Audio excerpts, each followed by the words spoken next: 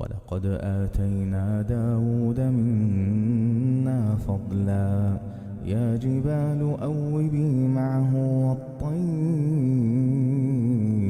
وألنا له الحديد أن اعمل سابغات وقدر في السرد واعملوا صالحا إني بما تعملون بصير.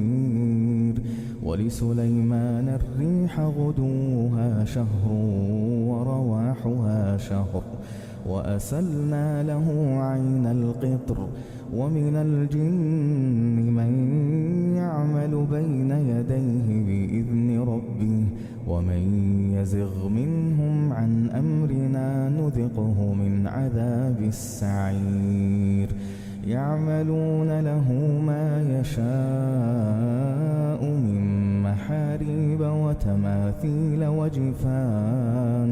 وجفان كالجواب وقدور الراسيات.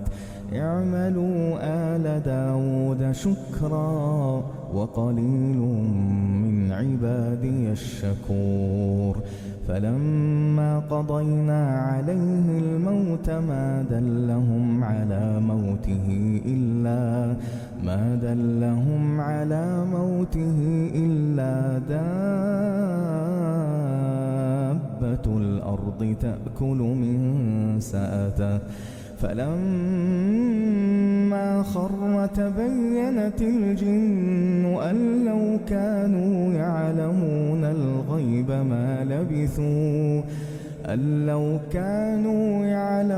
الغيب ما لبثوا في العذاب المهين.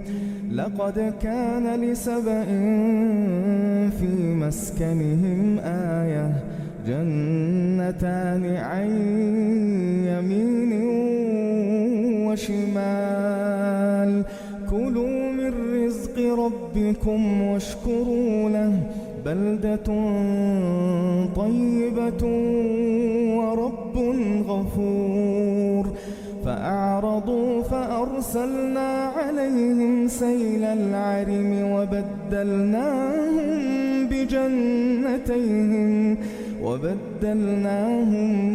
بجنتين جنتين ذواتي أكل خمط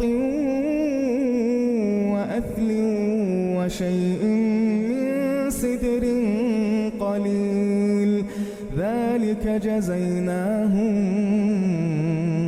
بما كفروا وهل نجازي إلا الكفور. وجعلنا بينهم وبين القرى التي باركنا فيها قرى ظاهرة وقدرنا فيها السير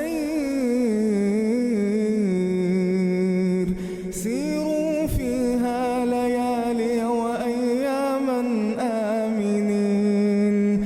فقالوا ربنا باعد بين أسفارنا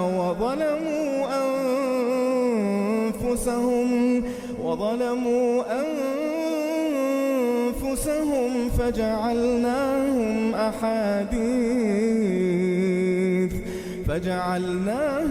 أحاديث ومزقناهم كل ممزق إن في ذلك